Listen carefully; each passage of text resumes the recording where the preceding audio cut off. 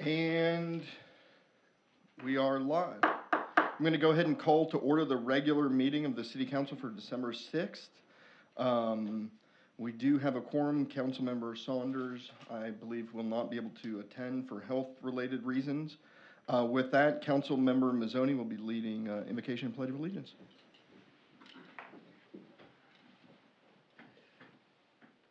Father, as we hopefully end this period of turmoil and pandemic, we ask for your continued blessings and the blessings we have both on our nation and our city, our Mumble.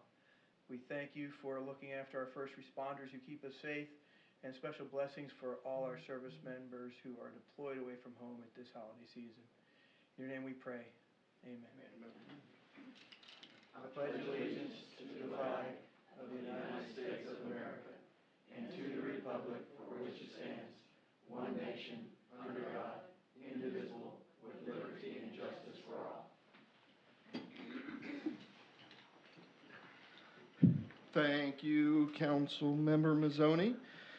For special guests and announcements, we're going to go ahead and skip the Mayor's Employee of the Month. We've been working really hard to catch up from that time period when we were doing virtual meetings and therefore not awarding them. The Employee of the Month are coming out about every 2 weeks. So we're going to take a break this meeting, but we'll be back hard at it here and we're almost caught up. With that, we've got the approval of the November 28th rescheduled City Council minutes. Is there any discussion on those minutes? Motion to approve. Councilmember Mazzoni, Mosley. Yes, I'm desperately trying to find it, but I think in there you'll approve the minutes from the wrong meeting there. I think that there were approval of the minutes for, it says November 15th, and it should have been 29th, I think. Well, the 15th was the meeting where there was no quorum. Right. But there was 3 council members showed up and made a motion to reschedule it to the 29th. Okay, so there were minutes from that? Yes. Oh, okay. And the minutes were 3 council members voted on rescheduling the meeting. Okay. Withdraw that. Those were not in the council packet, which is why you wouldn't have known. They were passed out at that meeting. But okay, thank you. we do have a motion. Did I hear a second to approval? A motion and a second. Any discussion on that motion? All those in favor, please say yes. Yes. All opposed, please say no.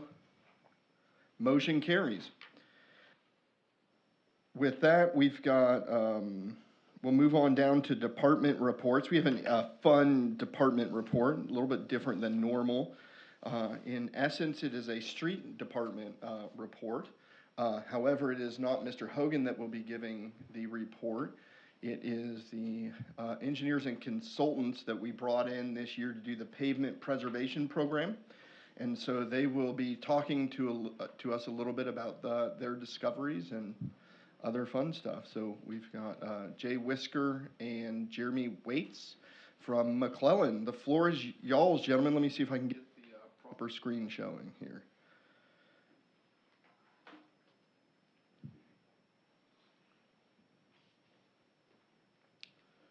Are we on the VGA or HDMI?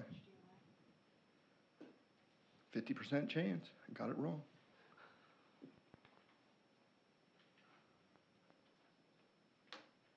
There we go. Floor is yours. Good evening. Thank you for having us. I'm Jay Whisker, and this is Jeremy Waits. We're with McClellan Consulting Engineers. We appreciate you having us out this evening.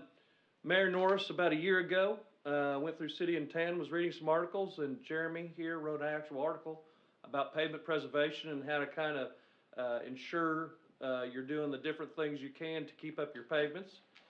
He was interested, brought us in, we had a conversation about it, and turned out he then hired us to take a look at what we're doing now. So, why do we do these things? Pavement preservation is important because what it does, you know, the normal way to do it is to look at your street, and the street that looks the worst, you overlay it, and you go through it year after year, and that's kind of what you do. So it depends on how much money you have in the budget, which streets are the most important, and you go through them. It's good doing it that way, but this way, if you plan it out more in a 4 or 5 year planning, you kind of put your money together and you actually maybe take care of some streets that may not look like they need it now, but will keep your street running so you don't have to shut it down when it's not looking, when it looks poor. So that's what we're talking about doing when we talk about pavement preservation.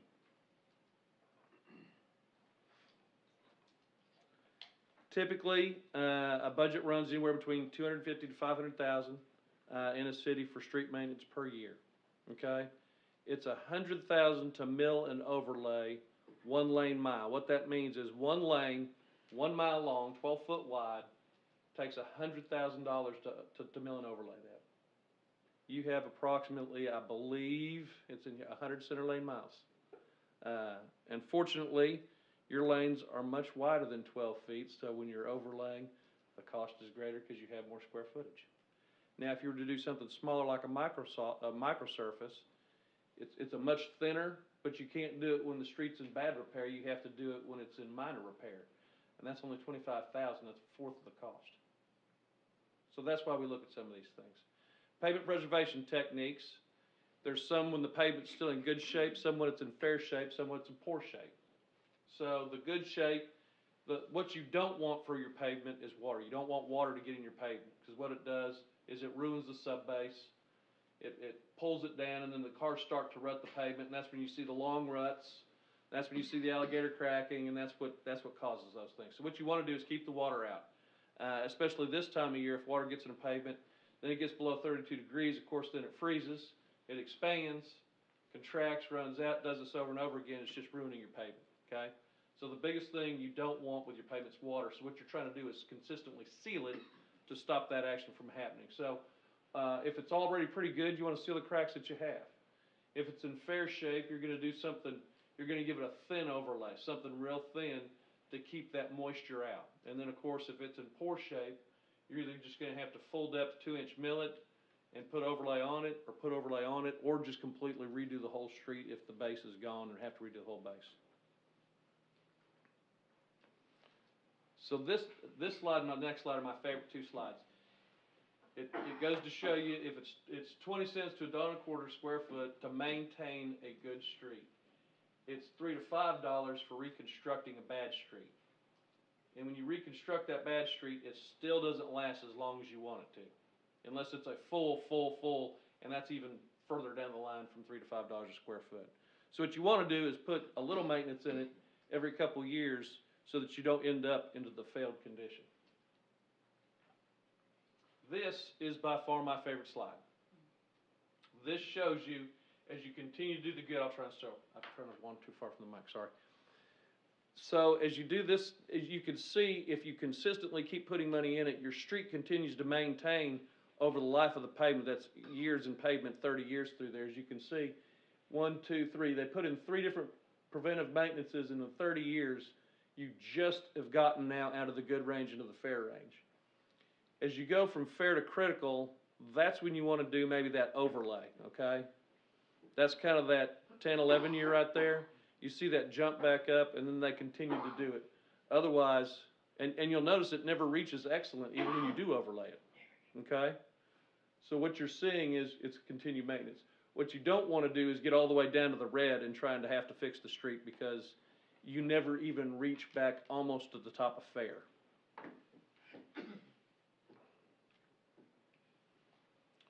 So as we presented some of these things to them, we came in, we brought in a company called First Step, and they brought in a vehicle, and they literally drove every street up and down.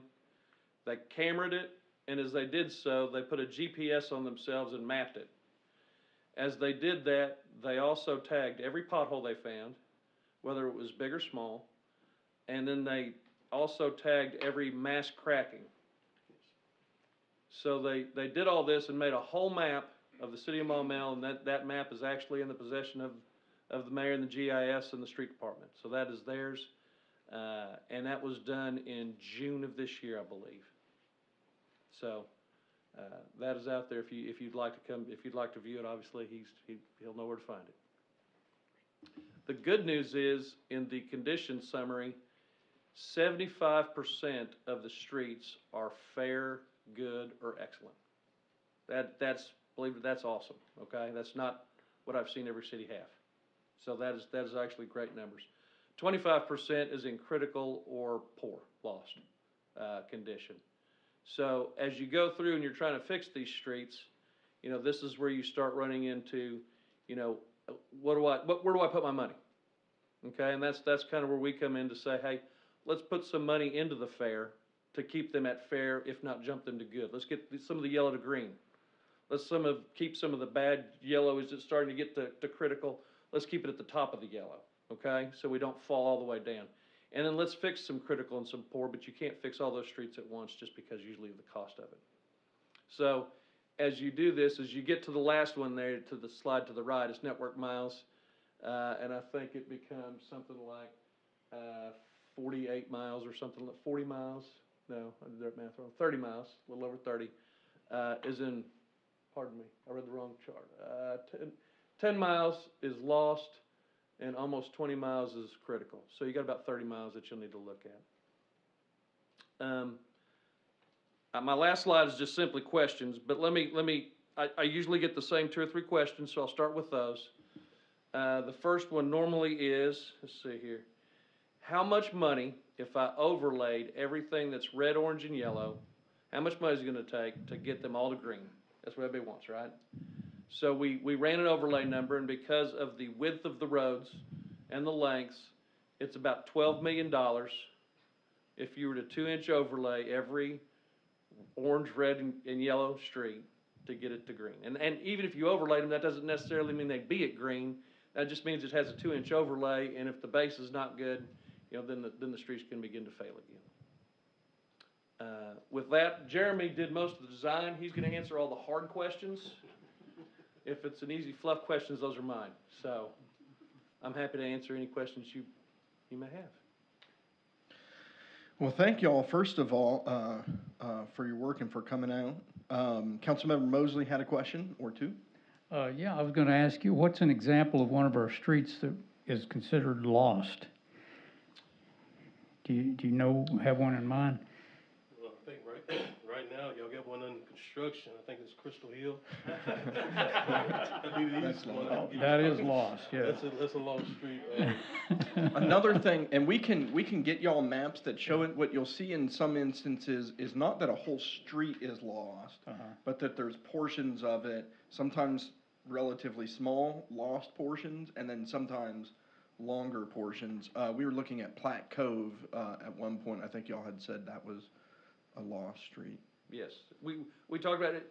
As we were discussing different things, we came up with a 5-year plan for Mayor Norris, and he has a copy of it, and it's each individual year as you go through to do either some crack sealing, some microsurfacing, or it's called a scrub seal, but it's essentially a mass crack seal. It's a rejuvenator of the pavement to keep the water out of it, and to do some milling. And so we've got all those in there to do at different times. Now, as you have a plan like this, every winter during a freeze-thaw situation, there's a street that's not going to do as well as the rest of the streets. And so sometimes, you know, it's kind of a moving plan. You know, sometimes you shift the money, or it was down at year 5, and well, it's now at year 1 because we got to fix it now. So he does have that plan to take a look at in doing those. Other times are like, I think Odom was a street that we had that has most of it's in great condition, but there's one part of it kind of in the northeast side that just needs a little work, so it matches the rest of it to keep it up with everybody else. So you got great streets. There was just a few that needed some help. Councilmember Mazzoni?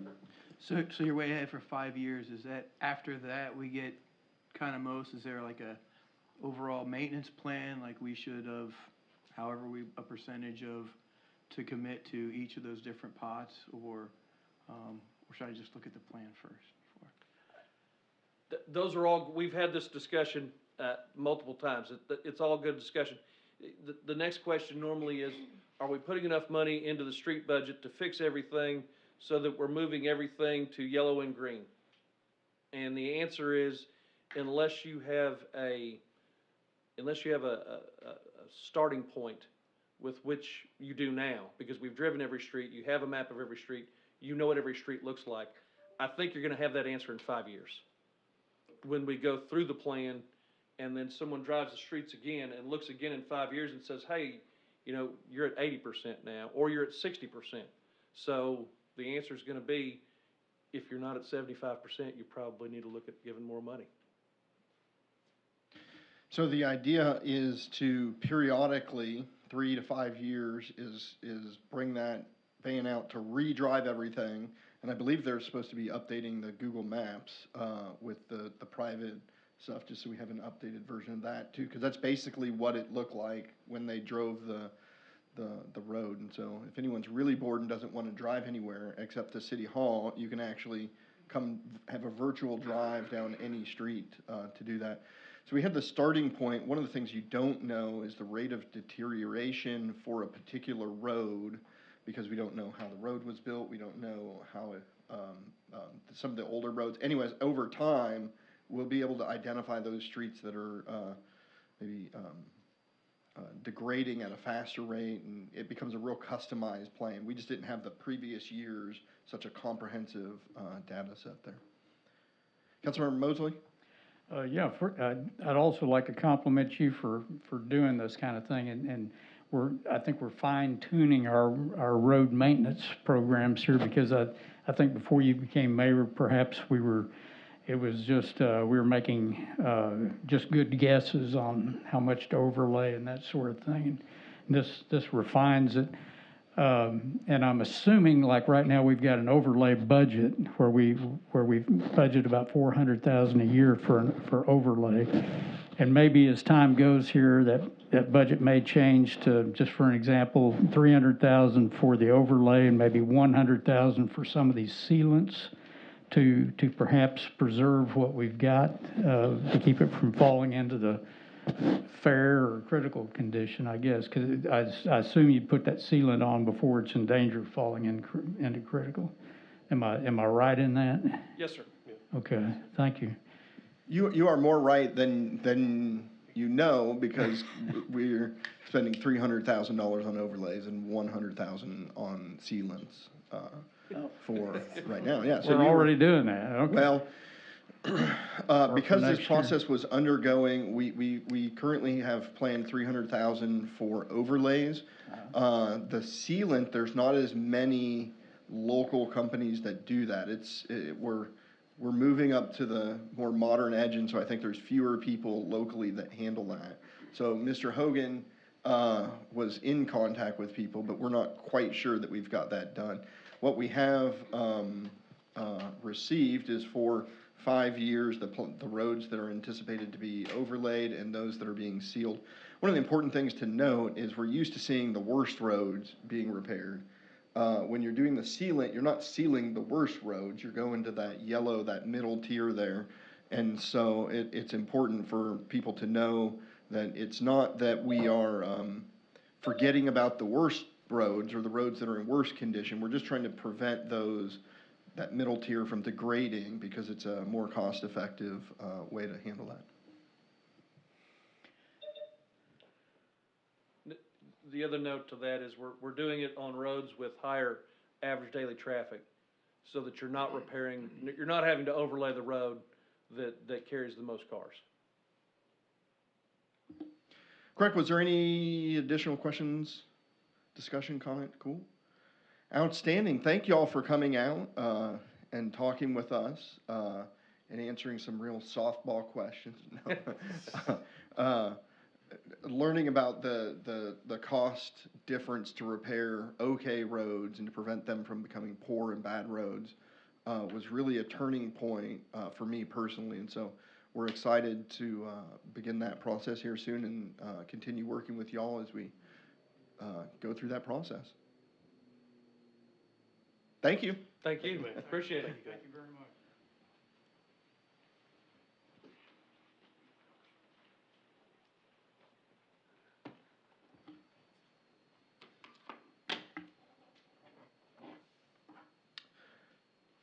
All right, next up is the Planning Commission report, and our liaison for that is Councilmember Gardner. Thank you, Mayor. Only one item was discussed, another was tabled. The water treatment plant that was previously rezoned by the council to PRD for residential. There has been a request made to rezone that to PCD for planned commercial, as well as a land use change from special use residential to special use. That did pass with a 5-1, or it was given a do pass recommendation, 5-1. One note in there was that staff was only supportive of this if it is used as an events center, since other commercial uses might or would conflict with the area. So that was the only item. Thank you, sir. With that, we'll move on to a procedural motion. I'd entertain a motion to have all ordinances and resolutions read by title only. I've got a motion and a second. All those in favor, please signify by saying yes. Yes. All opposed, no. Motion carries. We will move on to unfinished business. The first item of unfinished business is the sign variance request, so I'm going to go ahead and convene the Board of Sign Appeals. This is a sign variance request for the Splash Car Wash and oil change. In the packet, y'all should have received a copy of the letter from the applicants. I included a little bit of the city code on the variances from the sign board, and you've got a sign permit application, etc. And I think we are actually here to talk about the variance and not just to scheduling the meeting. We do have some representatives of the applicants here if you'd like to come on down and address the council, or if you're just available in case there's any questions, whichever you prefer. I would love to talk to y'all again. Okay, come on down. We've slept since then. Sure. Oh, yeah, great. So, hello, council members and mayor. Thank you for having us tonight. So essentially, we're coming to you. I'm representing Splash Car Wash as their sign maker. I've been making their signs for 5 years now. And so we've kind of designed this package that we've done at West Little Rock, and we've done it at the JFK Splash Car Wash you may have seen.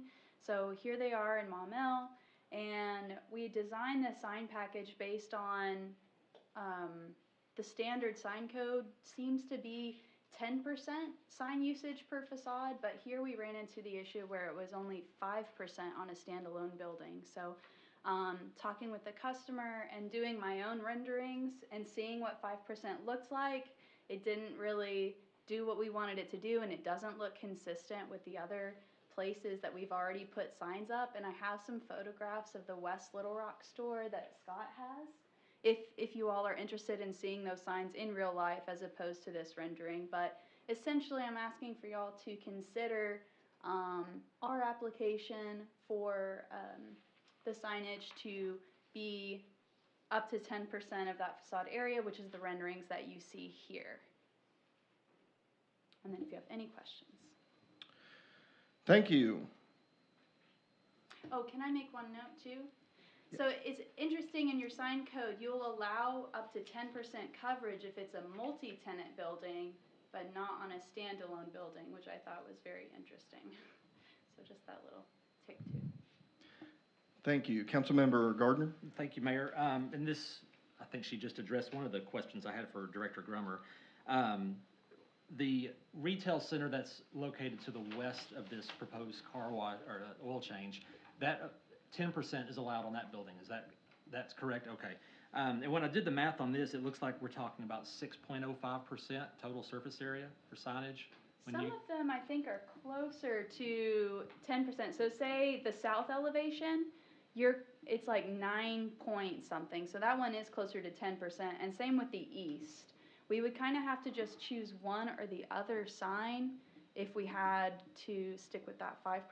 And like I said, we've done this at some other locations. So really hoping to, on that east elevation, communicate to people on Mumble Boulevard that could see that elevation. And then, of course, if you're driving down Audubon, that south elevation communicates what that building is as well. So, and then on the back side, the "you can wait in your car" is very informational in the sense of we don't want people pulling up, getting out of their car, trying to go into a lobby. Like, we want them to stay in the car and run through. Councilmember Mazzoni? And I say, so this is pretty much you have a standard for all of them, and this is what they all look like. Yes, sir. And we developed that off of, the sign code in North Little Rock, the sign code in Little Rock. All of those have 10%, and I was thought that we would be safe in that. But I'm okay with coming for a variance as long as y'all hear me out. Councilmember Mosley?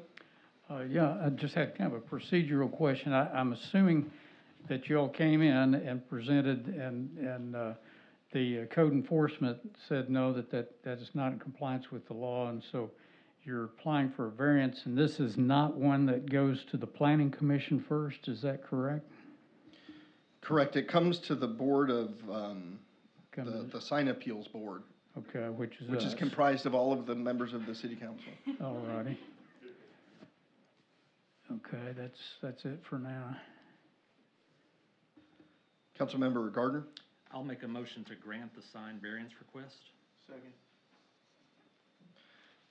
I've got a motion and a second to grant the variance requested. Is there any discussion, any additional discussion? Councilmember Mosley? Yeah, one thing we need to think about, if we grant this, we're gonna be, there's the old equal treatment under the law type things and consistency and things like that. If we start this, we're gonna be probably needing to grant this for everybody that comes along. I kind of like our sign ordinances the way they are. Ours are a little bit more subdued than what you would see in Sherwood, maybe West Little Rock. And so I guess I'm going to be inclined to vote no on it. And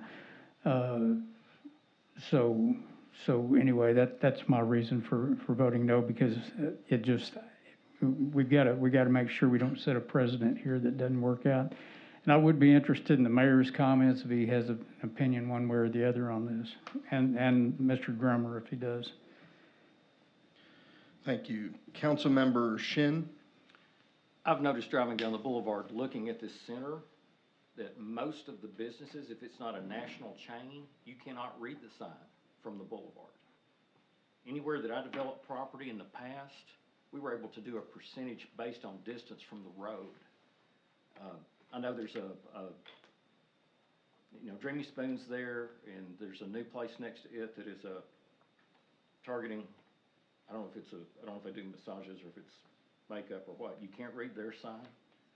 The swimming pool company, it's hard to read their sign. If you're on the boulevard, you've got to be in the parking lot to read it. So I think we may even need to revisit what we do. I'm not sure that it's fair to the businesses.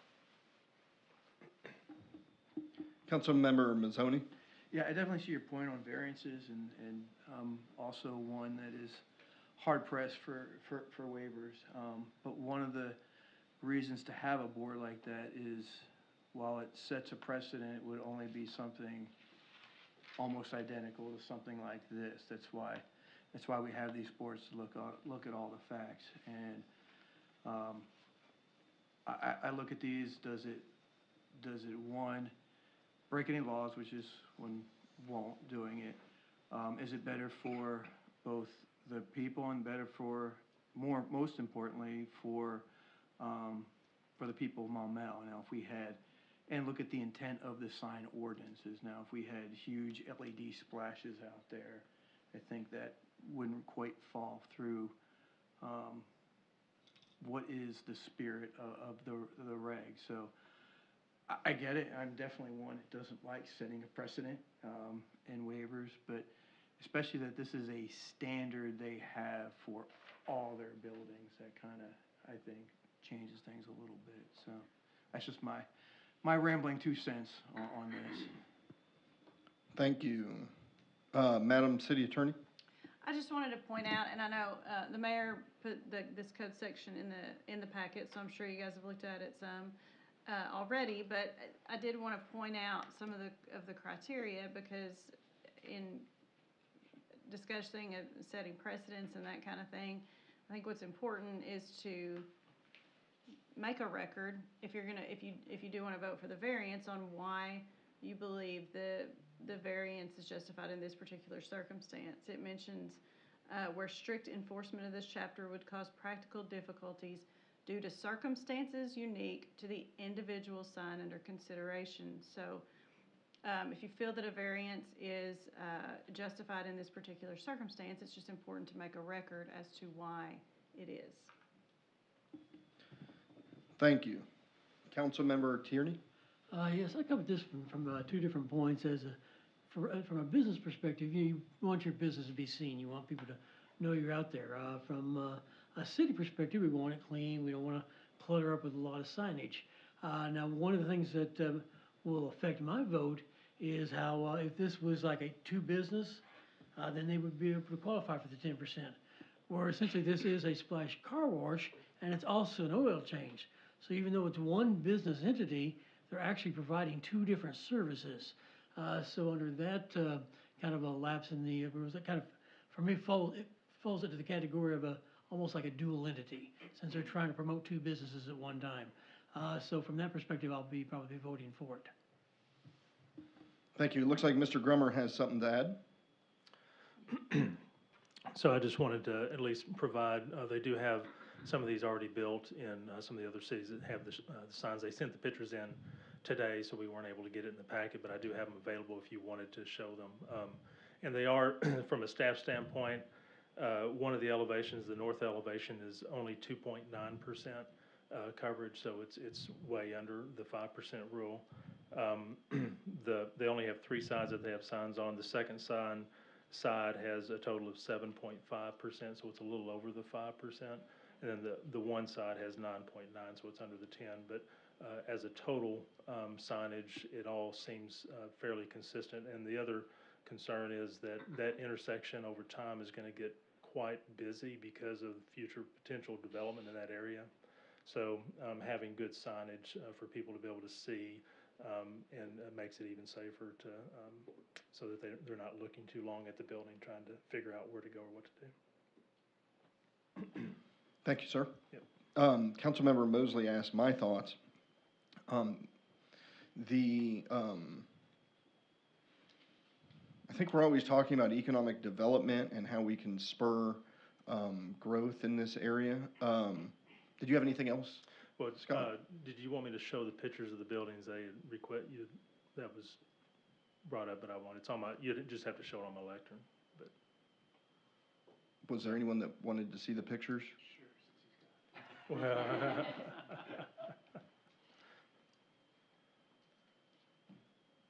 Are you on lectern HDMI? yes, sir. Some advance notice in the future would be helpful. My apologies.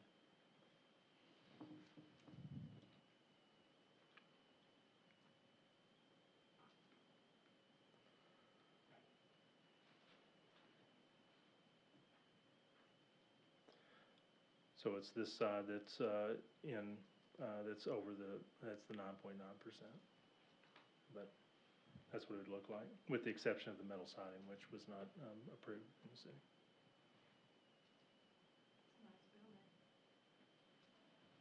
Okay. Thank you. We're always talking about how we can spur economic development and economic growth. And then we kind of tie people's hands a lot in how they can market, how they can build their buildings, how they can do these sort of things that are designed to increase their business.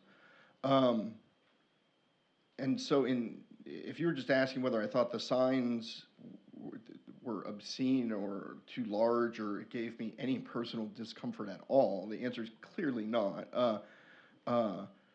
And I think our code should reflect that this sort of sign is there.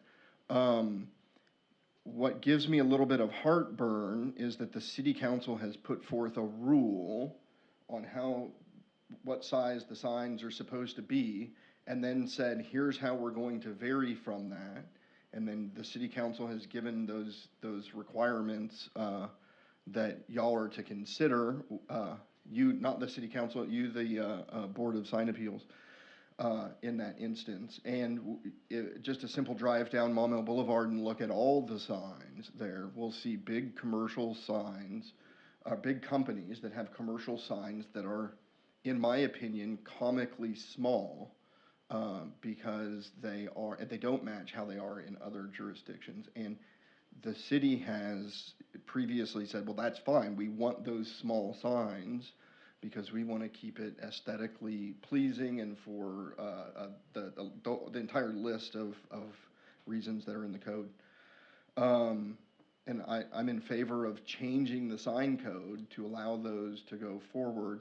And I would encourage anyone supporting this right now to go ahead and make that record that the city attorney was saying as to how this meets the city council's requirements on those things.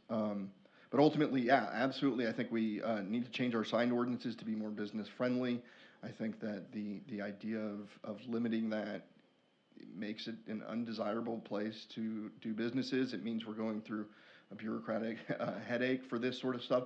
And it's going to increase, I would imagine, drastically should this pass, because there are a number of other, in some cases, competing businesses that are in that, not the oil change thing, that have these sign limitations in place, that was people adhering to the city council's rules. So that was my 2 cents. Councilmember Mosley, inflation. Yeah. Yeah, I'll just gotta make a little summary thing here. I go down to Houston, Texas quite a bit. I have a son down there. And Houston, Texas is quite a wide variety of zoning ordinances and things like that. You've got places like the Woodlands up in North Houston, which you wouldn't even know by the vegetation and the things around that community that there were even businesses or houses there. That was the way they wanted it. They wanted it very aesthetically pleasing. And then there's parts of the town where there's really no requirements or limitations on anything, and it's a mishmash. So I guess I would just prefer living in a town with as much subdued, and for Maumelle to maybe be known for having subdued signage and that sort of thing. I think that puts us a step above. So yes, I'll be voting no. Thank you. Thank you, sir. At this time, I have a motion and a second to approve the variance. Is there any additional discussion on that motion? Seeing none, Madam City Clerk, all those in favor of granting the variance, please say yes. Yes. All opposed, please say no. No. Motion carries. Variance is granted. Thank you all. I'm sure permits will get you a approved permit here quickly. Thank you. The next order of business, I'm going to go ahead and adjourn the Board of Sign Appeals. Thank you, Madam City Clerk. I'd hate to have a whole council meeting in front of the Board of Sign Appeals and not the City Council. Next up is the third reading of Ordinance 1050, establishing Improvement District number 17. Madam City Clerk, if you could please read that by title only.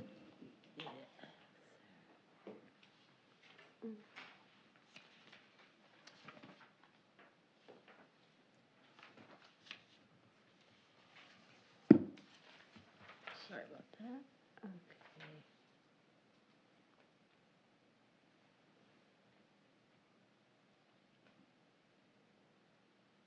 Here we go. An ordinance of the City Council of the City of Maumelle, County of Pulaski, State of Arkansas, an ordinance to be entitled Ordinance Number 1050, an ordinance to establish and lay off the Maumelle Municipal Properties Owners Multi-Purpose Improvement District Number 2021-17, the Pinnacle Heights, and for other purposes. Thank you. All right, this is on third reading. It looks like we do have a representative for the applicant that wanted to address the council. Come on down. Please state your name and address for the record, sir.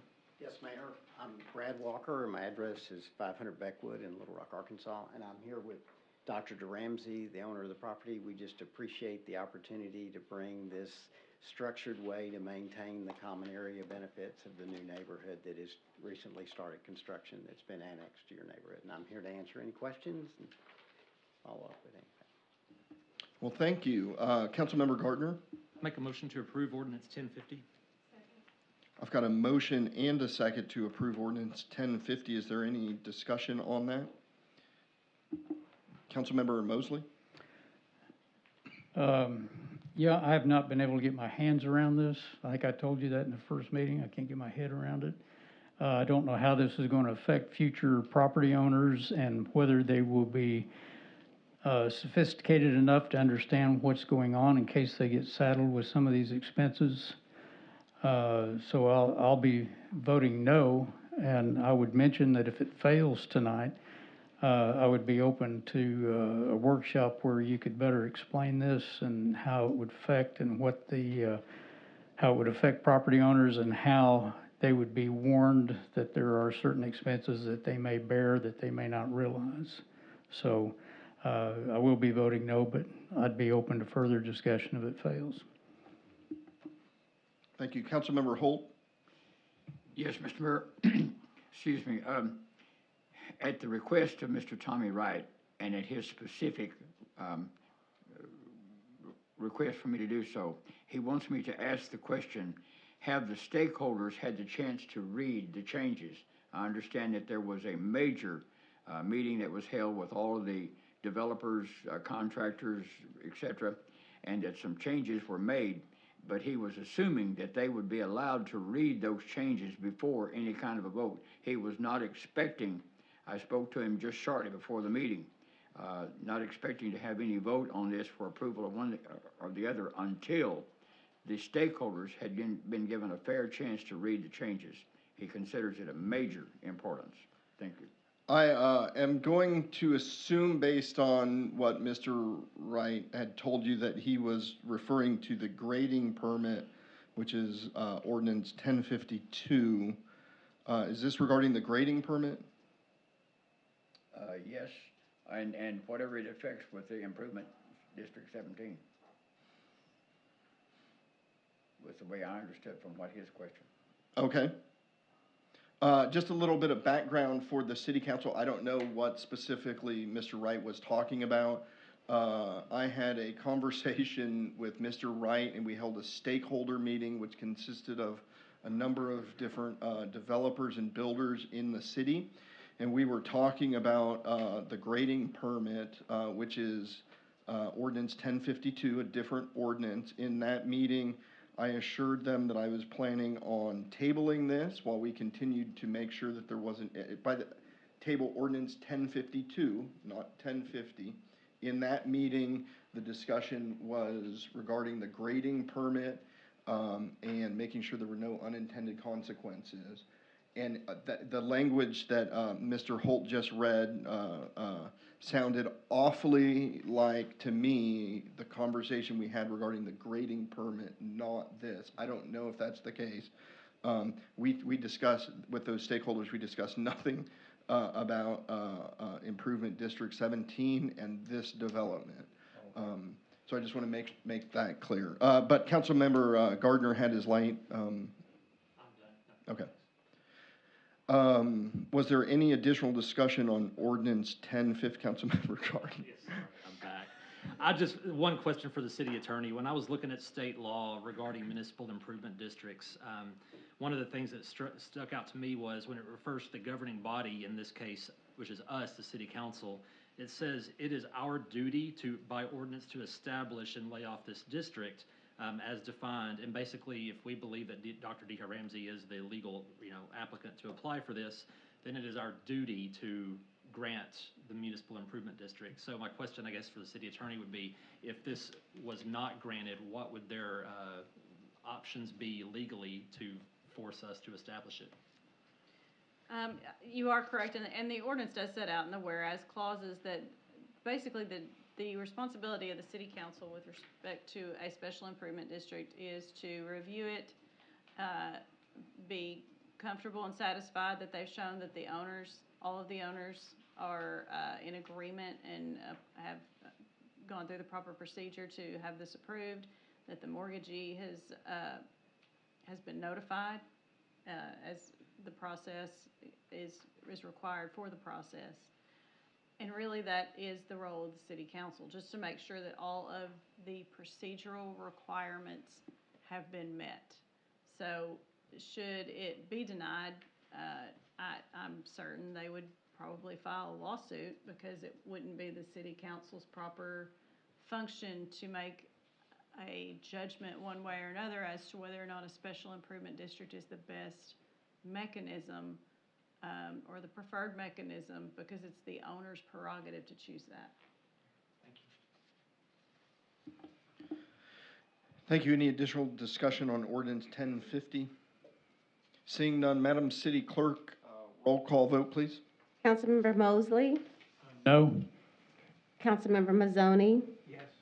Councilmember Gardner, Yes. Councilmember Williams, Councilmember Tierney, Yes. Councilmember Shin, Yes. Councilmember Holt. Yes. Motion passes. Ordinance 1050 is adopted. Thank you all. Thank you very much, and I've enjoyed my 3 opportunities to be here with you. I'm beginning to appreciate the delayed readings, and I think I commend the opportunity. It's hard not to want to go faster, but it does bring some real reflection, and so I'm getting taught something by myself. So thank you all very much. Thank you, sir. Thank you. Thank you, Dr. Ramsey. All right, the next order of business is the third reading of ordinance 1051, enacting supplemental provisions of the city code. Madam City Clerk, if you could please read that by title only.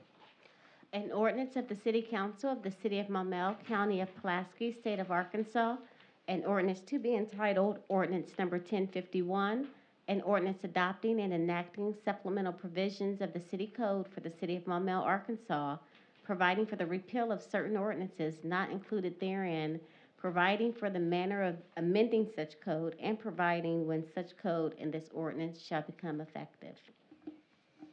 Thank you. All right, this is the ordinance handling routine codification. If there's no discussion, I'd entertain a motion to adopt. I've got a motion and a second. Any discussion? Seeing none, Madam City Clerk, roll call vote, please. Councilmember Mosley, Yes. Councilmember Mazzoni, Yes. Councilmember Gardner, Yes. Councilmember Williams, Councilmember Tierney, Yes. Councilmember Shin, Yes. Councilmember Holt. Yes. All right, motion passes. Ordinance 1051 is adopted. Next up is ordinance 1052. This is on the agenda for first reading. It's the ordinance that I'm going to go ahead and request that we table until the next council meeting. We tabled it at the last meeting. I was hopeful that we would have it good to go at this meeting, but did announce that it might have to be backed up. I met with I don't know, a dozen folks in a stakeholder meeting regarding this. And there's a lot of times when we legislate, especially when we're borrowing sections of code from a different community, that we don't fully understand a lot of the implications of and the nuances of what's in there. We did some fine tuning on our end, but it looks like we still need some more fine tuning. At least that's what it looks like at this point. Anyways, nonetheless, I'm requesting that this be tabled until the next council meeting. So moved. Second. Oh, and pardon me, I have it in roll call. So if anyone was trying to hit their button, it didn't go off. Will we be ready next time? Do you need more time? Is there anything time critical that if we just move it to? Time is a consideration, yes. Okay. Mm-hmm. Yes, time critical. There's a scenario in which time becomes very important with, but we don't know that at this juncture. So it could be negative to bump it to the 1st of January, first meeting. I'm only requesting it to December 20th, yeah. But it's the council's choice. Councilmember Mosley? Yeah, I always enjoy public discussion of things like this. I kind of wish the developers had come to the council meeting to express things that bothered them in it. We don't know what's being negotiated here. And I would encourage the mayor and the city planning director to hold your ground if you think what's in there is the way it ought to be. Sure, and pardon me, I'll let you finish, sir. But that's mainly it, because I know the development community. I've seen them for 10 years, and they want it as free and as open as possible. And I think the residents and their representatives here on the city council ought to determine what our city looks like and what it ought to be. Absolutely, and they will. Y'all have seen the draft coming through the planning commission. I believe the city attorney said if there's any significant changes or material changes, that it'll go back to the planning commission. I don't want to speak for you. I think that's been her position. But y'all certainly see what it is. Most of what we're debating and discussing is actually not the meat and potatoes of what we're looking at. It was just some additional language that when they say, well, how would that even work in this area? We don't have those answers. And so it's being able to research actually how a particular provision would be put into practice here. And there's a few things they don't like, some of which weren't sticking points. And it'll be a full and transparent process. It'll come to the council with changes or go back to the planning commission or however that'll be. But it won't be a secret as to what the changes are. Okay, thank you, sir. All right. We had a motion. Was there a second on the tabling it?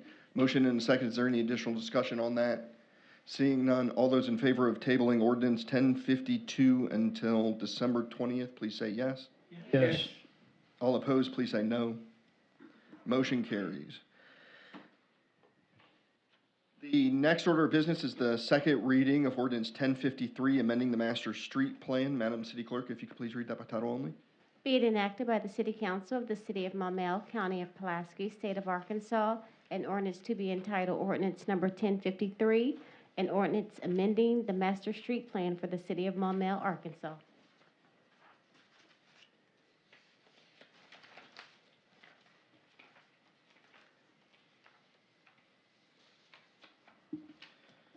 Councilmember Mosley. I apologize, I was not at the previous meeting and could not ask questions or anything. Can you, I think I understand basically what we're doing is just redoing the streets in that area to accommodate a possible refiguration that would suit a client or a new industry. In part, yes. So the master street plan, do you have that where you can put it on the monitor, Madam City Clerk? The master street plan had shown a cross-section basically running through multiple different properties. Probably back when the site was certified as a select site. If you could scroll down just a little bit, please. You'd see that big cross through the crosshatch section. You've got a line going east-west, or as it looks up and down and then left and right. That splits that big select site, which is the site to, hold on, let me get this so anyone watching on YouTube can see what we're talking about.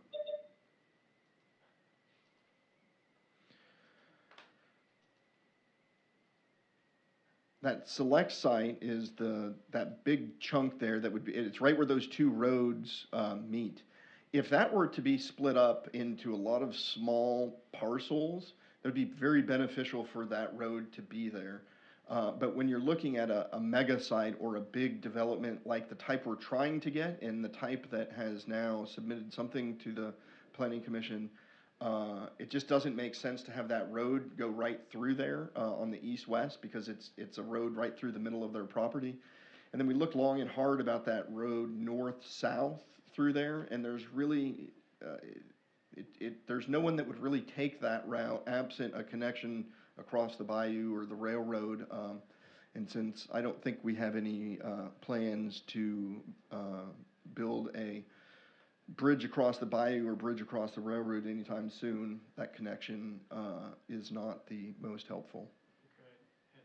But this is not, the property owners aren't requesting that. I assume that if the city didn't, the applicant would.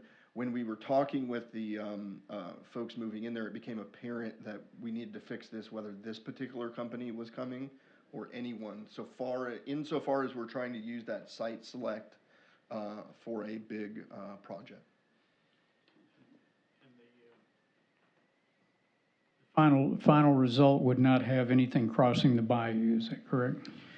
We originally had showed a different connection across the bayou. The Planning Commission had a number of questions about how that would work, how that would play out, how that fit in with any other plans the city had. And so I don't know if that'll be coming back or not, but they amended it to remove that connection since that was possibly controversial, whereas this the parts remaining, the removal of the roads there was not controversial. And so this, I think they were gonna look at it some more. Mr. Grummer with planning permits was gonna look at it. So we may see something, we may not, about showing a connection across the bayou at a different location. But if we pass this, there will be nothing on there for now. Yes, All correct. right, thank you.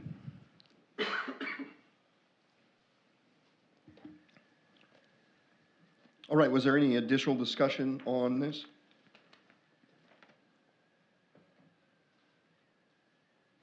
All right, it'll be on third reading at the next council meeting. The next item of business is the second reading of Ordinance 1054, amending the Mumble City Code. Madam City Clerk, if you could please read that by title only.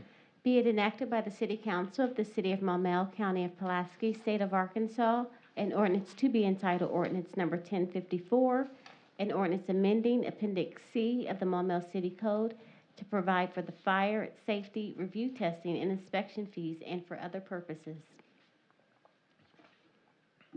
All right, at the last city council, there was questions about how the fees compared to surrounding cities.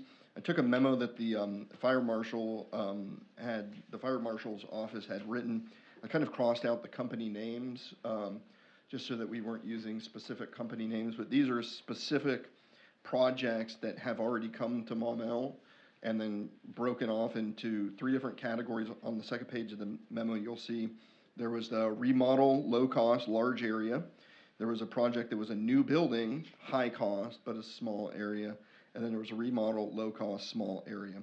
And you can see how those fees fit into comparison cities to the best that we could figure out. It wasn't, with some cities, it wasn't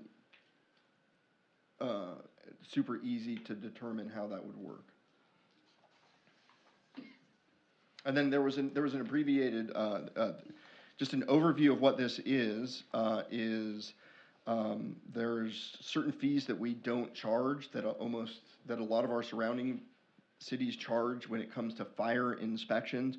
You'll see a lot of these fees are geared toward, in some cases, the first inspection's free, the second inspection sometimes free, sometimes nominal, and the third inspections can get bigger.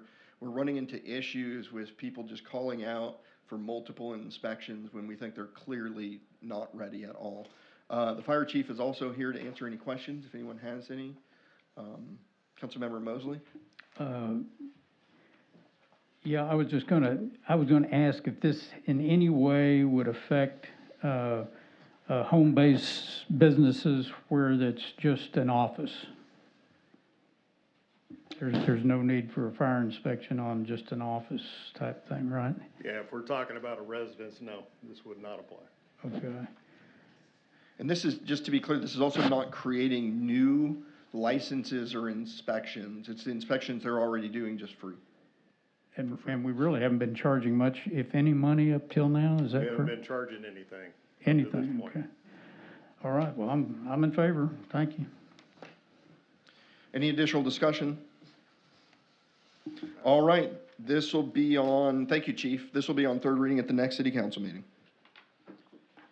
We'll move on to new business. The first item of new business is Ordinance 1055, amending the Maumelle Land Use Plan. Madam City Clerk, if you could please read this by title only. Be it enacted by the City Council of the City of Maumelle, County of Pulaski, State of Arkansas, an ordinance to be entitled Ordinance Number 1055, an ordinance amending the Maumelle Land Use Plan and map and for other purposes. All right, this is requested land use map change for the area known as the Maumelle Water Plant. I'm sure just about everyone here is or should be familiar with this specific location. It came through and was approved for, it came through originally, and then the person who applied has sold the property to other folks. We do have the new applicants here available if they'd like to come down or if there's any questions. Do you want to say something or just be available if there's any questions? Available if there's any questions.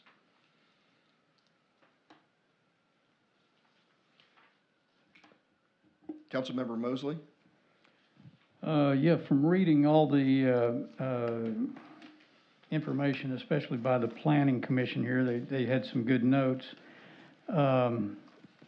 It appears that we really shouldn't be trying to get into the access of that location or anything at this point. It should probably be more with the development plan that's going to be filed within the next week or two. Is that correct? Oh, I'm not sure when it'll be filed. This month. All right, because as I understand the notes here, they'll be filing that, and it'll all run concurrently, and we'll be voting on these two items and that development plan all at the same time. Is that correct? Sounds like it. All right. I'd also like to see, I'm always very curious as to what the position of the Maumelle Country Club is and how they think that's affecting them as far as land use and zoning change. And I'd like to see that. Apparently they submitted a letter of support of some kind. I didn't see that in the packet, but I'd appreciate if you could stick that in there for the next packet so we can see whether it's enthusiastic or middle of the road or where it is. So, and if the applicants have any idea on that, if they can pass along anything that they've worked out with the country club and whether it was amiable or whatever, I'd appreciate their thoughts. If y'all could come on down.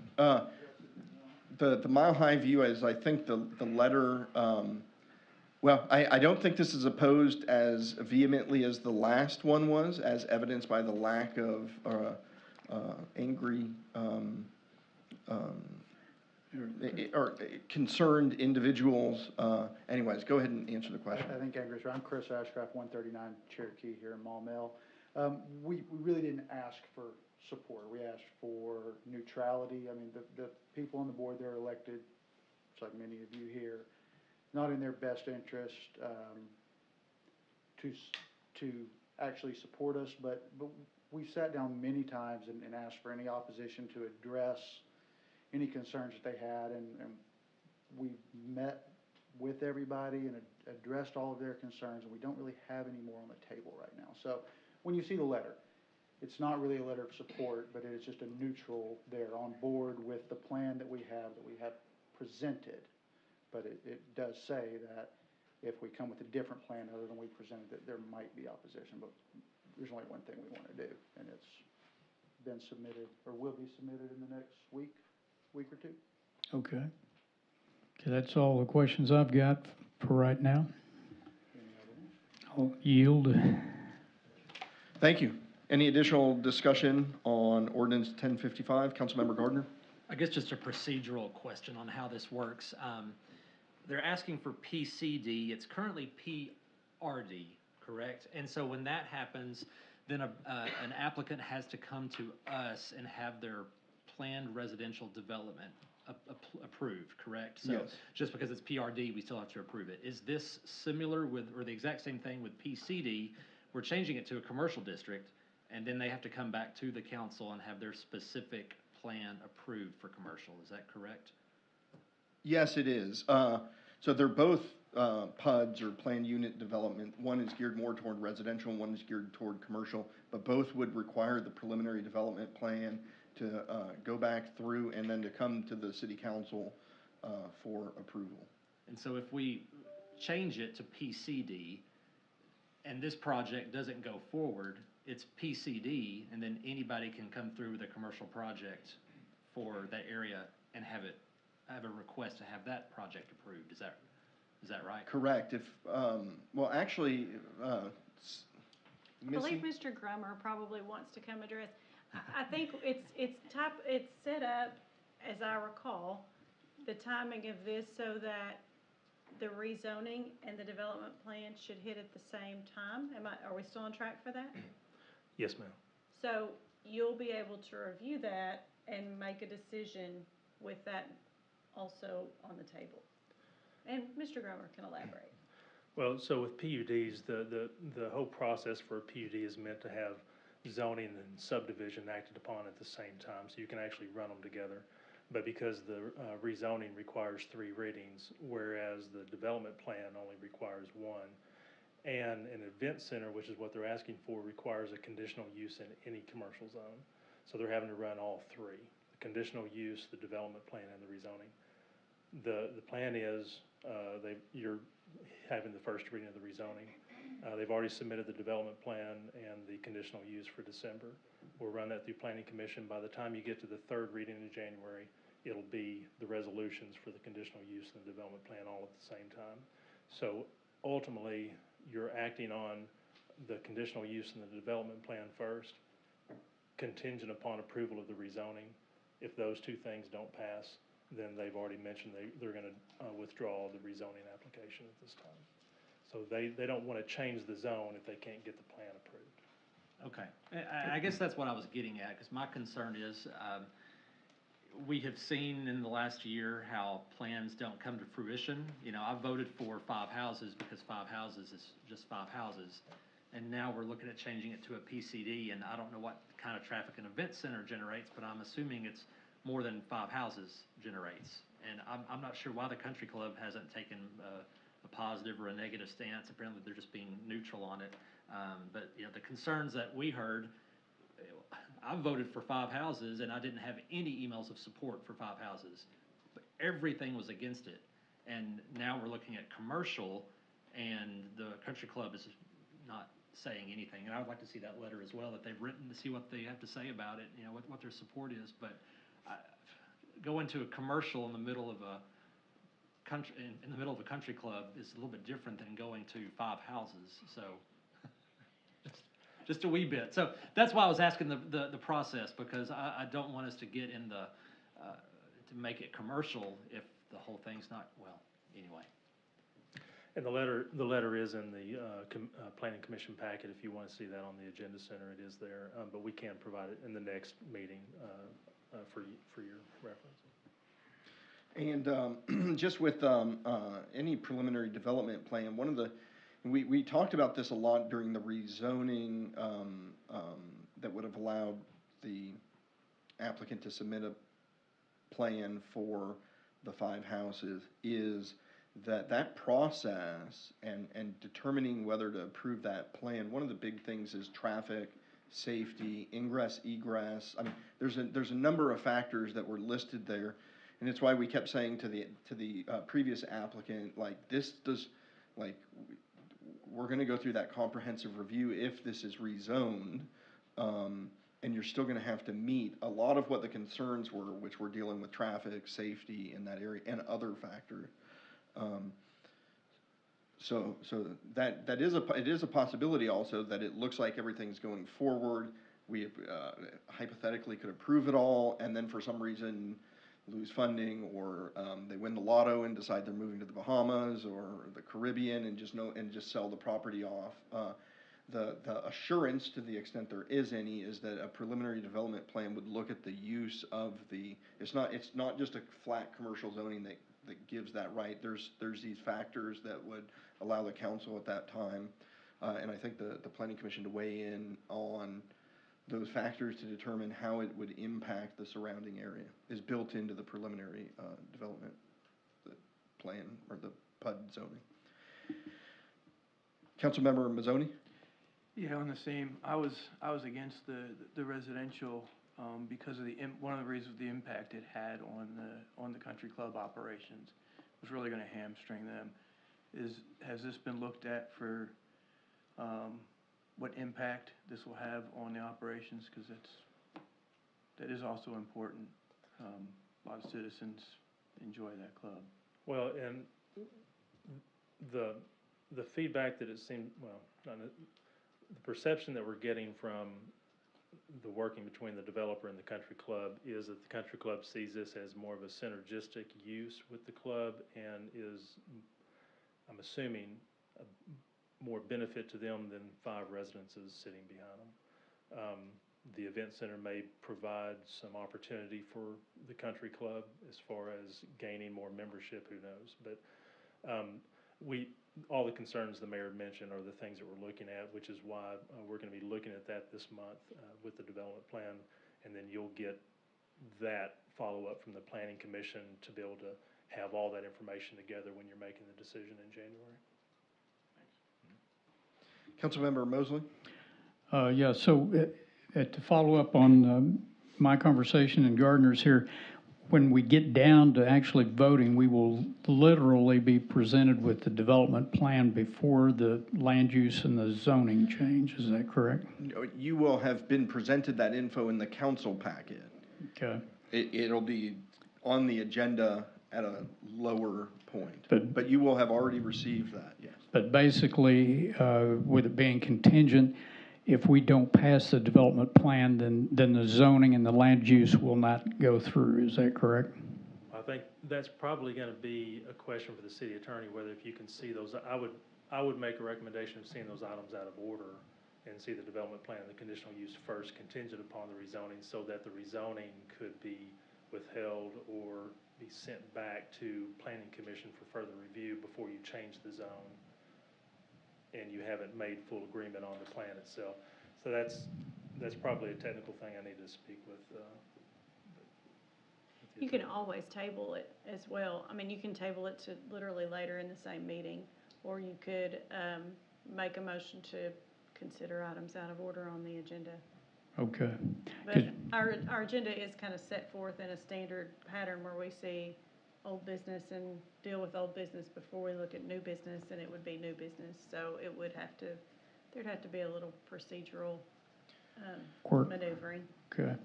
All right, yeah, that's my concern, is that we do something, then there's more unintended consequences. But that should be a lesson to all of us, I think, is that sometimes when you proceed down a trail and something looks to be the deal, things can change. And we need to be very careful and consider the worst case that could happen, and consider it as being very much a possible reality. Thanks. If history is any guideline for what we would expect at a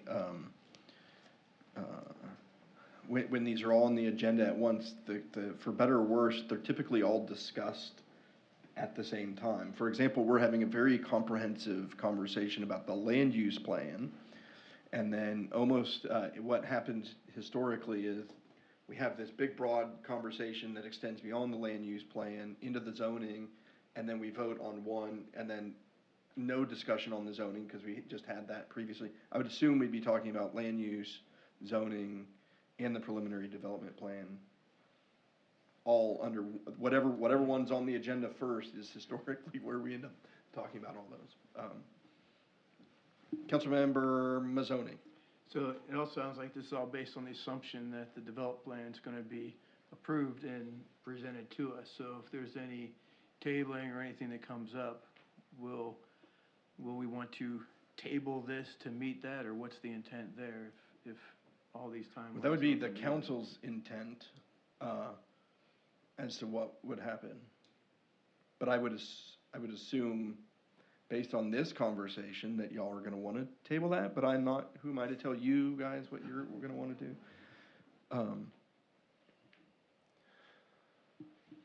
Councilmember Gardner? I looked at the last two planning packets. I didn't see that letter. Is it just an individual letter? Yes, sir. It was a letter from Okay. the country club. I believe it was in the packet. So you didn't I didn't see it in there. the last two. If we could just have that actual I'll make sure letter it's in on the your- next council packet, thank you, sir. Yes, sir. Any additional discussion on ordinance 1055 amending the Mumble land use plan? Seeing none, it'll be on second reading at the next council meeting. The next order of business is the first reading of ordinance 1056, amending the Mumble zoning map. Madam City Clerk, if you could please read that by title only. Be it enacted by the City Council of the City of Mumble, County of Pulaski, State of Arkansas, an ordinance to be entitled Ordinance Number 1056, an ordinance amending the Mumble zoning map and for other purposes. So I'm anticipating a lot of discussion here on the zoning map. This is the amendment to the zoning for the property that we were just discussing the land use on. Is there any discussion on ordinance 1056? All right, it'll be on second reading at the next city council meeting. Next order of business is thank you gentlemen for coming out. Next order of business is Resolution 2021-39, amending the 2021 Sanitation Fund budget. Madam City Clerk, if you could please read that by title only. A resolution of the City Council of the City of Maumelle, County of Pulaski, State of Arkansas. A resolution to be entitled Resolution Number 2021-39, a resolution to amend the 2021 Sanitation Fund budget. All right, so this, I guess just to say at the outset, is supposed to be revenue offsetting. Going down this list really quick, the Sanitation Department sold one of their vehicles earlier this year for $25,000 and would like to be able to basically use that $25,000 to purchase some new sanitation carts. And so that's kind of one element of this. The next element, excuse me, of this is they're basically wanting to transfer some money from vehicle maintenance into the capital to be able to purchase equipment and a warranty on the truck that just came in. Prices went up and they had to cut some of that stuff out, and we're planning on just paying for it out of operating expenses based on advice and recommendation by the finance director, who thought it'd be much cleaner if we, since those are literally to be affixed to a capital purchase, that we rotate that or move that money from operating expenses into capital. Did I explain that all good? Yes, except I will say it's the sanitation truck that's on order that we probably won't get until next year, not the one that we ordered last year and received earlier this year. Would you mind saying that in the microphone? I heard you just fine, but I think there's folks enjoying their evening watching us. Yes. The additional equipment and warranty is for the sanitation truck that is on order, that we likely will not receive until next year, not the one that we ordered last year and got earlier this year. There was a price increase in between the two, and so the cost that we had planned and budget did not cover the warranty and the extra equipment as it had in the past. Thank you. If you think buying a new vehicle takes a long time, or it takes a long time for them to make a standard pickup truck, go ahead and get a custom-built sanitation truck. Pre-COVID, took forever. Hopefully our grandkids will see the sanitation truck before they die. Any questions or discussion on Resolution 2021-39? If there are none, I entertain a motion to adopt the Resolution 2021-39. So moved. Second. I've got a motion to second. Any discussion? Seeing none, all those in favor, please say yes. Yes. Yes. All opposed, no. Motion carries. Thank you, Liz and Mike.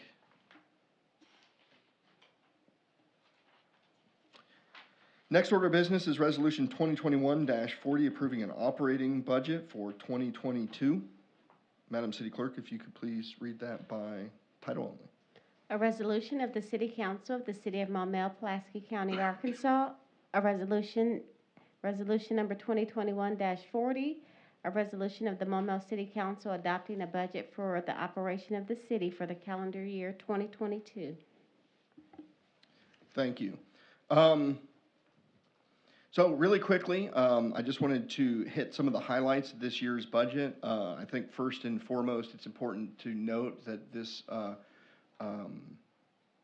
that we again had a balanced budget where the revenues in the general fund, where the expenses from the general fund are not anticipated to exceed the revenues. That was a bit easier this year than it was last year due to the revenue increases that we've seen over the last year. As with the money, of course, and I'm speaking to folks who are very familiar with this process, but also to those at home. And for the record, the primary focus of this year's budget was to ensure that we're able to hire and retain the high-quality employees that we want to be able to do. As such, when y'all saw the budget drafts that came out, there's very little down tweaking by me of what the departments had requested, because all of the department heads realized that their number one priority for next year is making sure that they're able to keep the employees that they have and fill vacancies. Some departments have been hit very hard with vacancies, Public Works, Police Department, and toward the end of the year, it was Parks. Yeah, it was basically any department with any sizable number of people was facing some difficulties. So the bulk of that money went to those raises, and that includes pretty substantial raise for first responders, police, and fire. So salaries was number one in what we were aiming to do. Additionally, in the street fund, included in the budget are crosswalk systems. That's blinking lights, flashing displays for 6 crosswalks on Odom. And money for a citywide master bike and pedestrian plan for planning purposes. There was obviously some more in it, and if anyone cares to talk about what their favorite element was or least favorite, you're welcome to do that. I just wanted to give a brief overview of what the top budgeting priorities for this year were. So if there's any discussion on that, if not, I'd entertain a Councilmember Mosley. Yeah, and I apologize, I was not able to watch that last budget meeting. I watched the second one, and I was not able to watch the third one, and it does appear that you all decided to go ahead and go with all 6 of those crosswalk lighting things. And I just want to ask the mayor, how comfortable are you in going with all 6 of those here, since we've never had that type of system before? They're proven, they're out there. It's not a crazy system. My concern was going into one area in one neighborhood and saying, you guys get a crosswalk. You over here, you've been asking for one in equal amount of time, but you're not going to get the same features. I think if you're going to do it for one, you need to do it for all of them that need it. We have a number of intersections, streets that cross or intersect with Odom, but all throughout Odom, we really only have 6 crosswalks. So the city has already identified those areas that they anticipate the most pedestrian traffic going down. And so those are the 6 with the crosswalks. Okay. Well, I'm pleased that we got some in there. I am. I just wasn't sure whether to do them all at once, but if you all want to do them all at once, I'm good with that. So I'd also be interested in Mr. Mazzoni's comments, if he has any comments about the budget. I did have some concerns, but I understand that we're here looking at employee retention at this point, and we're not hiring anybody new in, which is good. We are increasing employee salary. It looks to be about 1.4 million, and we're unfortunately reducing capital expenditures by a lot, about 600,000. So hopefully this will do the trick as far as getting people retended here. And I think we need to pretty much try to hold the line on new employees going forward on New Year's, additional budget years. One thing I did notice on the page, our general fund summary, I was noticing the 2018, 19, and 20 actuals were all negative by at least $1 million, and I assume that was from the adjustments as we were going through reconciliations and all that, because I don't remember prior numbers being those big negative numbers. So I'm assuming that's it, and we're pretty good with those numbers. Well, I don't know that it's fair to say that we kind of talked about some of this in the budget meetings, but I don't know that it's fair to say all of those were adjustment monies. We had, you'd have to go through those whole things, but a number of those had to do with things like, remember, we transferred $1 million from the general fund, right around $1 million from the general fund into a different fund. So that money's there. It's just now maybe more properly booked so that it's in the grant fund, because that's the area where we had a $3 million grant and the city had to pay $1 million match. The way that we booked that previously that million would have just been sitting in the general fund. So that'll draw down the general fund by $1 million right there, and it's still money that the council had already previously approved, and that is, at least the unspent portion, which is the bulk of it, is still there, but in a different fund. And I'm not sure if there was more to address there, but That's a good point. Thank you, Mr. Mayor. I think that's a good point to make. Also, a few different things is, remember, we moved money from 1 year into the capital improvement fund. That money then, for example, you showed a decrease of $600,000 in capital. I think the bulk of that was the fire truck that wasn't purchased. Well, you'll also see the offsetting revenue now down because we didn't pull that money from the capital improvement fund over. So that kind of was an offsetting number. Ultimately, what we're getting now is the numbers that are, as we've been going through this shift in how we book things and making it clear and easy to work with, and in following best accounting practices, it's showing shifts of money here and there. Liz has already pointed out that 2021 is anticipated to be closed out by the end of January, which is, at that point, we're not changing numbers. It'll take a little while for the accounting, and then we'll know how we ended up in 2020. So as she's been fixing the books, those numbers will become constant and not using different formulas like had occurred in the past. It was like this year, these numbers showed there, and then some years in the budget process when they were using the spreadsheet, those numbers weren't amended from year to year, which meant that you had, in some years, they just copied over what the anticipated expenses were, but it wasn't the sort of audited and closed out numbers that were there, which is why you and I and others in the council were always so frustrated with that spreadsheet, because the numbers didn't add up. So the numbers they'll be good. So next year's budget, for example, will show that last year's money that we spent, boy, we better make sure that happens, is the exact same number that you're seeing in this budget here. And unless there's an adjustment that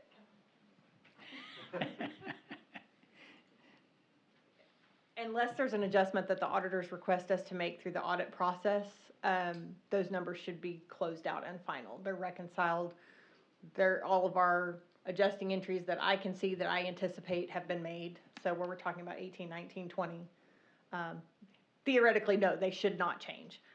I don't anticipate the auditors coming to us with any changes in those numbers because we've done all the work to close those out. But they're not audited yet, and so there could be a change, but I don't anticipate one. Well, in summary, I wanted to say that I think we're really doing much better from an accounting standpoint. I think we're on the right track. I think we have a good finance director. I'm comfortable with the budget unless somebody has any reason why we shouldn't do something. So I'm in. Thank you. All right, is there any additional discussion on 2021-40? Seeing none, have we got a motion yet? Motion to adopt resolution 2021-40. Second. We've got a motion and a second. Is there any additional discussion? If there is, I can't just say something. Don't push a button. All right, all those in favor of adopting resolution 2021-40 and the 2022 budget, please say yes. Yes. All opposed, please say no. Motion carries. Thank you all very much.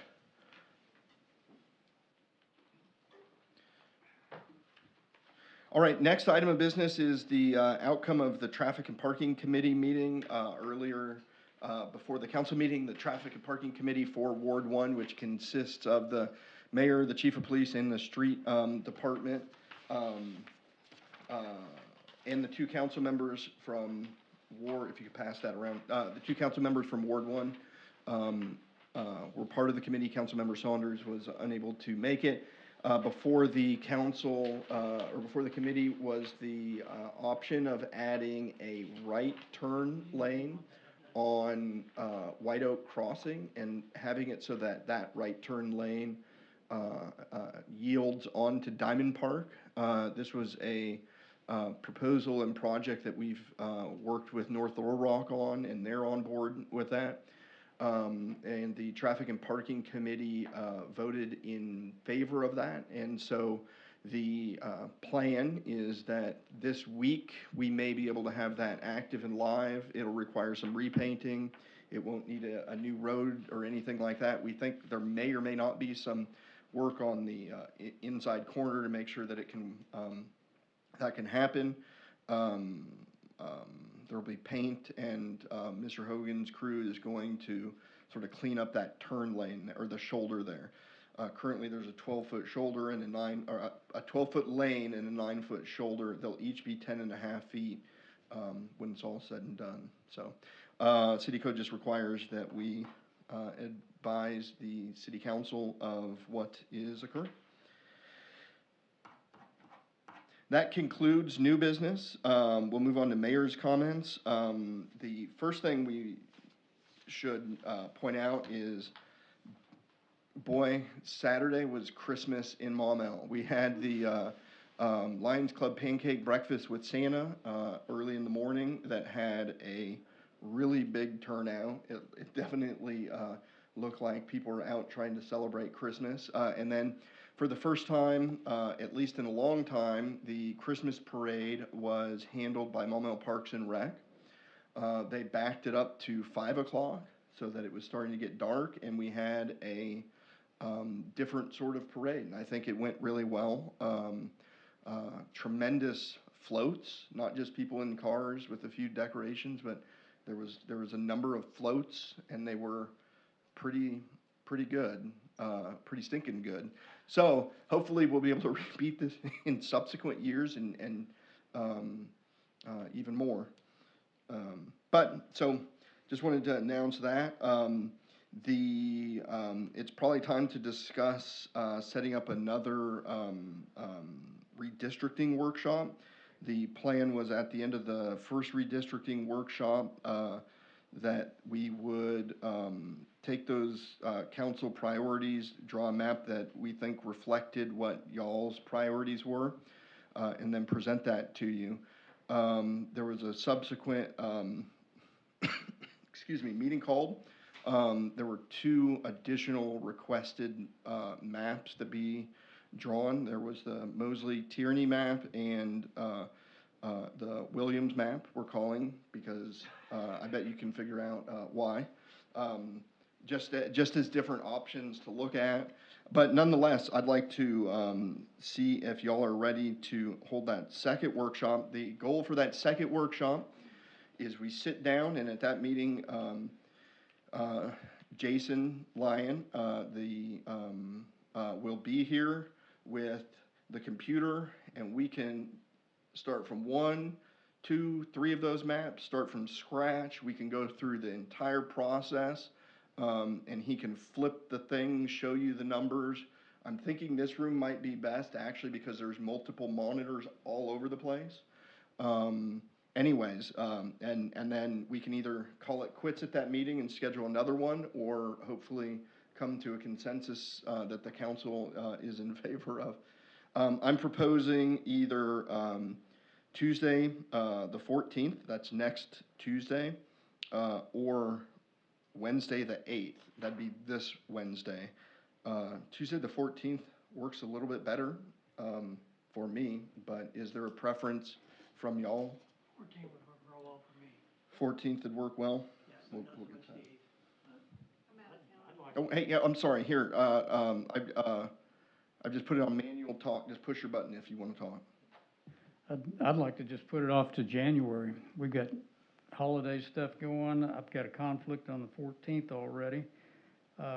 Can we not just put this off till January?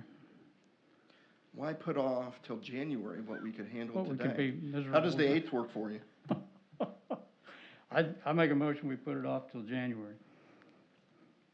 I have a conflict on the 14th. The 8th would work.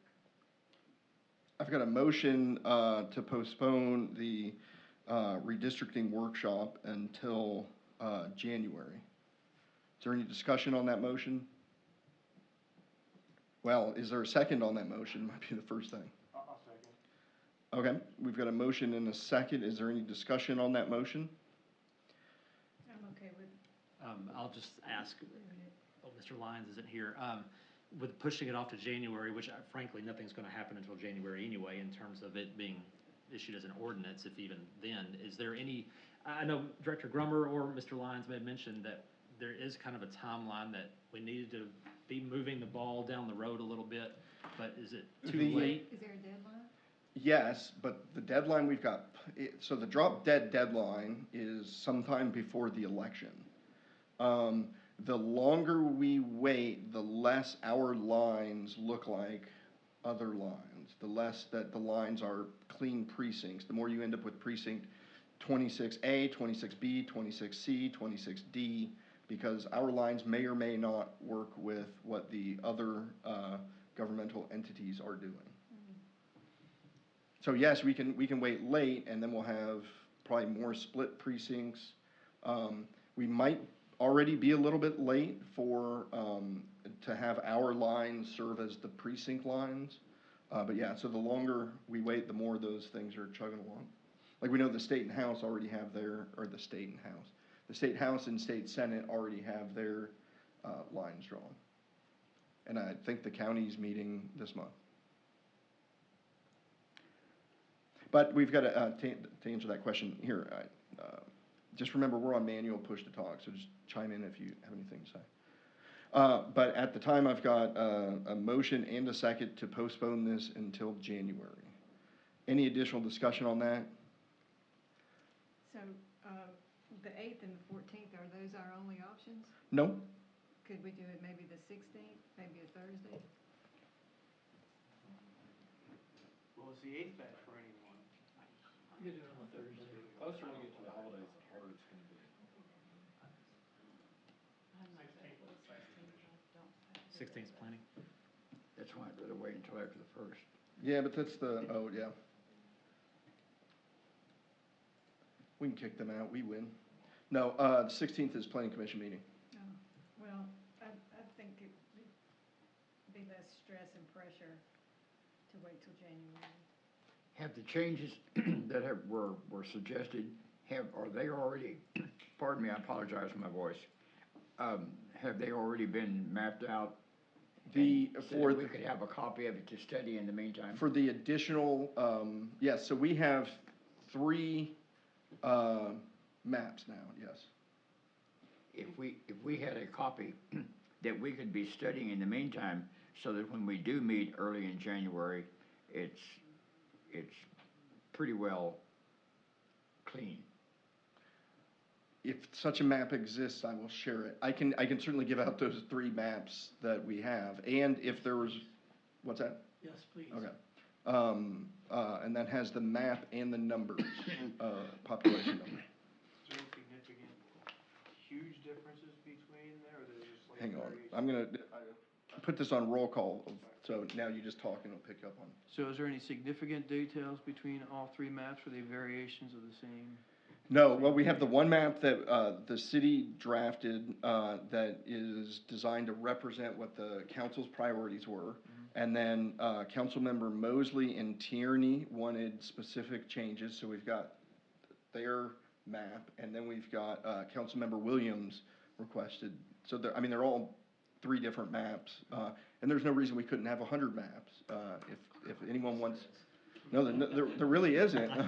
Yeah, that was one of my questions, because we went to great lengths to have a public meeting for the Tierney Mosley plan to be developed, and there wasn't a meeting, I assume. You just wanted to come up with your own. Pardon me? No, that was at that meeting. Oh, I didn't see it. But there wasn't a map drawn. Councilmember Williams, I'm sorry, I don't mean to speak for you, but she asked, well, what if we did this, or what if we changed this and that? And so we've drafted a map that fit that. Mine was based on a question, am I on? Mine was based on a question that the city attorney had brought and it was just a small sliver of land that she felt like might get us in trouble with some sort of Supreme Court ruling, and I was trying to avoid that. Right. You know, just a little old thing like that, so.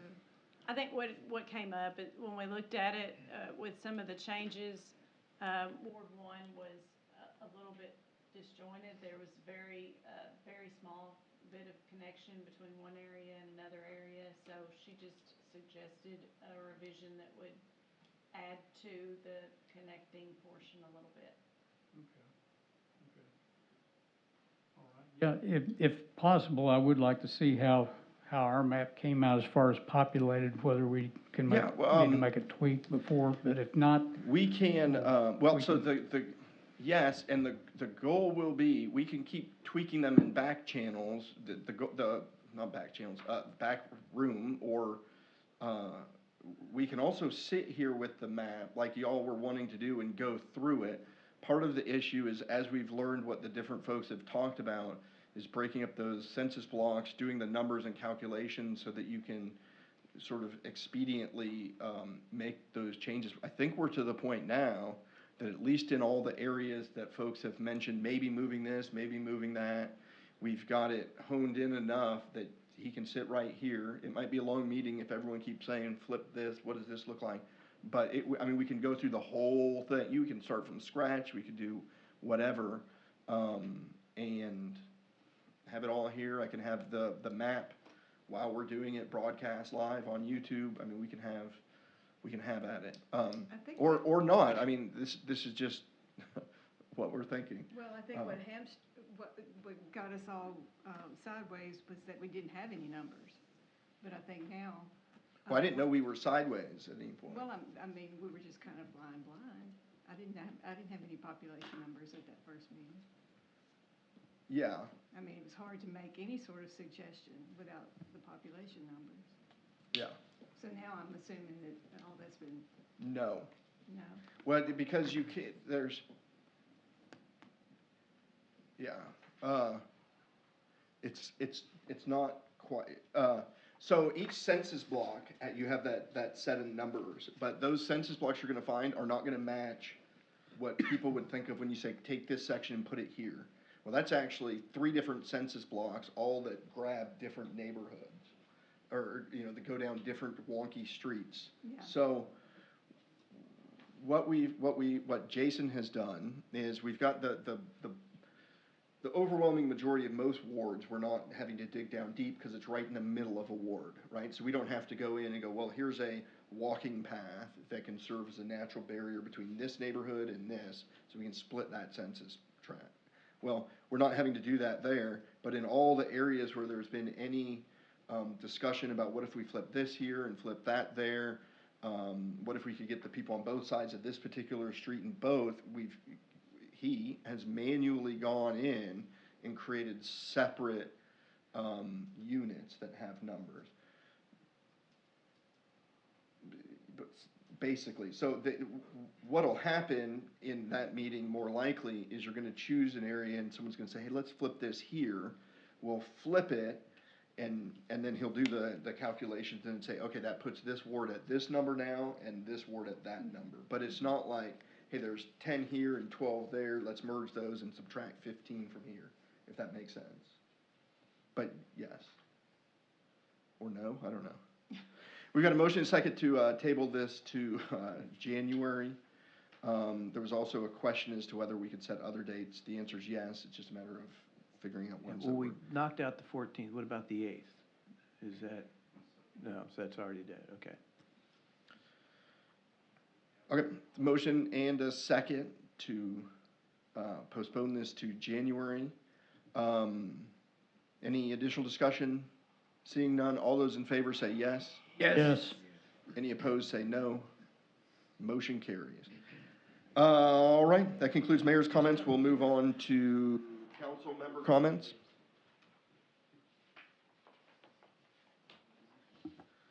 Councilmember Gardner. I'm going to make this very brief, and I don't want any replies. So, I've noticed over the last couple of months, it seems to me as our city has grown and the code that we operate under it seems as if it's a little disjointed at times for some of the things that the council has to consider. Like for instance, the sign appeal that we had earlier, where we had to have a pre-meeting to then have a meeting to request it. It just seems like some things were a little odd there, and I even wonder if things like that should come to the city council. I don't know how other cities do it, but there's just some little things that I think that we've grown quite a bit as a city, and I don't know if it's because things were micromanaged a bit more when it was different, but I just think it's interesting, and even the traffic committee that we had earlier today.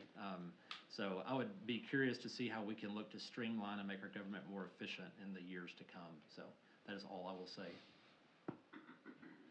I've never found a directive or request to not respond to something more difficult than that. Councilmember Mosley.